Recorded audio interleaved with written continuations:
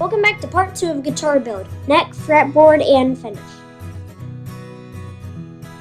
Don't forget to subscribe! The headstock should be set at 15 degrees.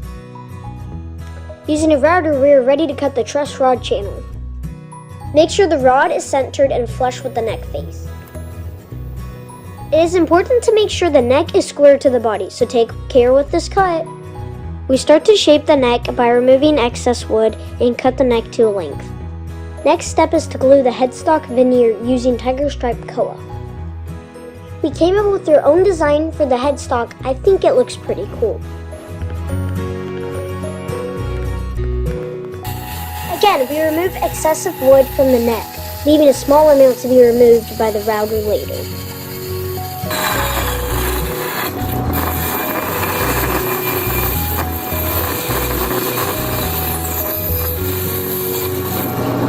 Using a template, we get a finished look and the correct angle of the neck.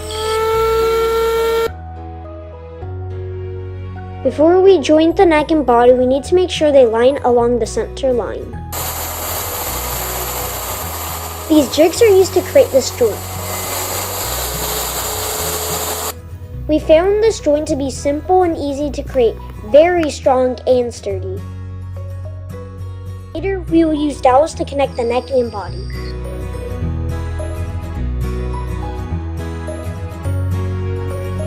We almost forgot to drill the hole used to access the truss rod adjustment.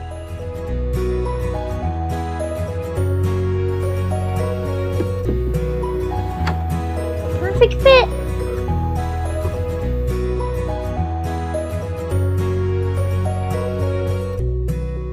This tool is really cool. It was used to thickness the headstock. The cutter removes small amounts of material on each pass. Using a sander, we could finish removing material between the headstock and neck.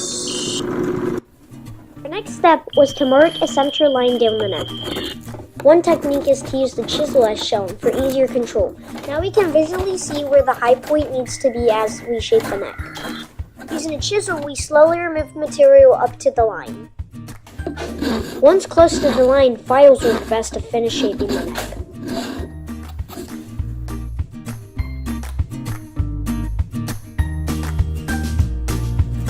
After we get the basic shape finished, we are ready to add a trim piece.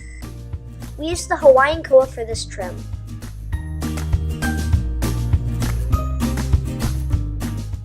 This guitar is starting to come together. Now the fun part, prep for tuners. First we mark the string alignment to prevent strings and tuner from making contact. Then we drilled holes to fit the tuners. Using this tool, the tuners fit perfectly. We installed the tuners to determine the screw hole that prevents the tuners from spinning.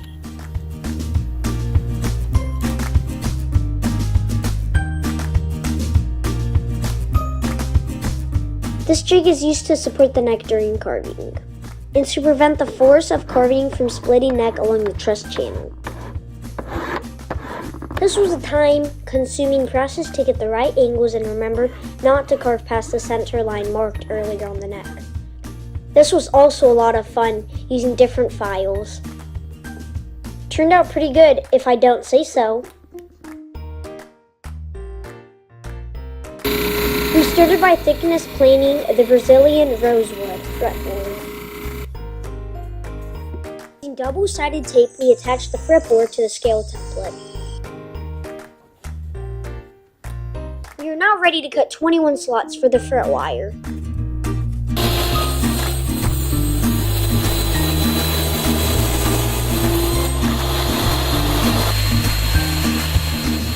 Using the slots on the jig, we can easily cut the slots at the required distance for the desired scale. This jig was really cool. It allows us to sand a perfect uniform angle for the fretboard.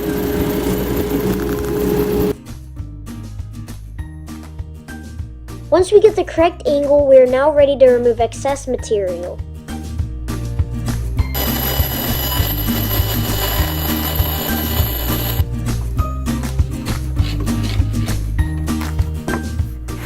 To do this, we will use a combination of hand planes and sanding to achieve a flat surface for the trim.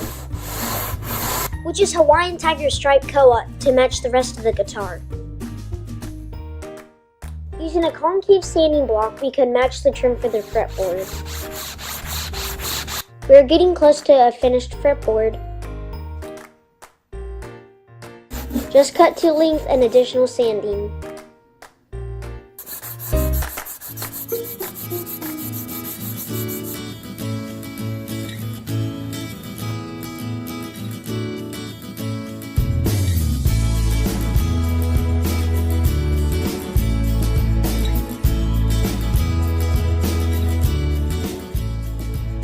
We used abalonia for the fretboard inlays.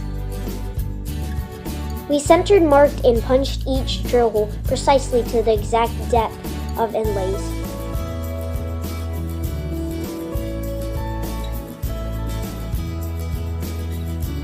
We did the same for the sides.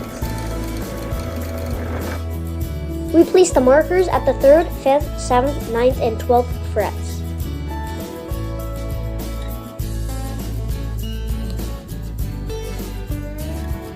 Time to install the fret wire by cutting each to the desired length.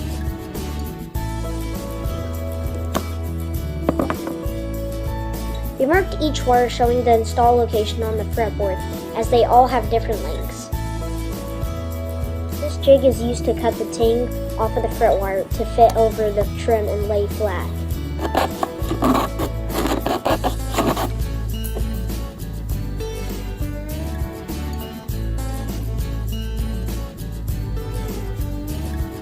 Using super glue and a press, we install the fret wire.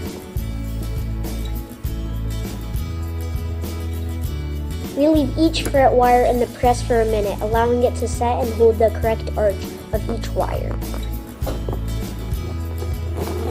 Lastly, we file off the edges at a 45-degree angle using this tool.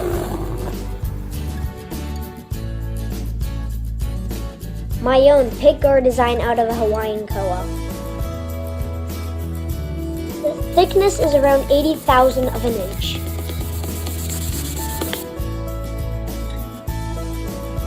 This blue tape is used to protect the gluing surface of the neck and fretboard.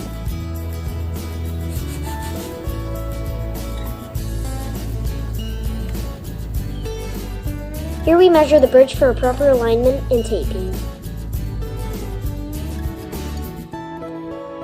Also making sure the neck and bridge are aligned correctly for installation of strings in the future.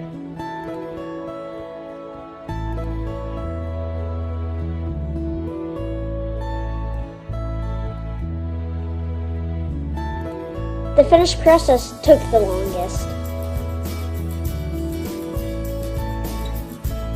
We used a product called Waterlocks. We applied 6 coats of base and 3 coats of glossy, with light sanding in between each layer. Each layer dried for around 24 hours. Very easy product to apply and was self-leveling. Oh, look at that tiger stripe koa!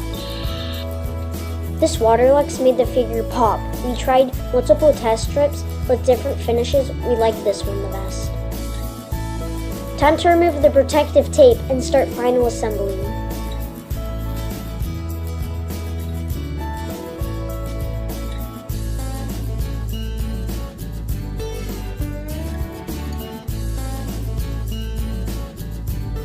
We glued the neck to the body using dowels, drilled halfway between each joint.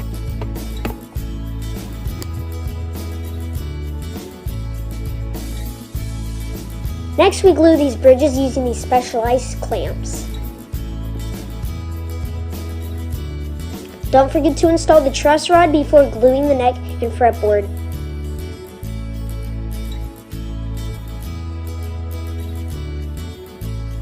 Now we are ready to install the strings and set the nut and action.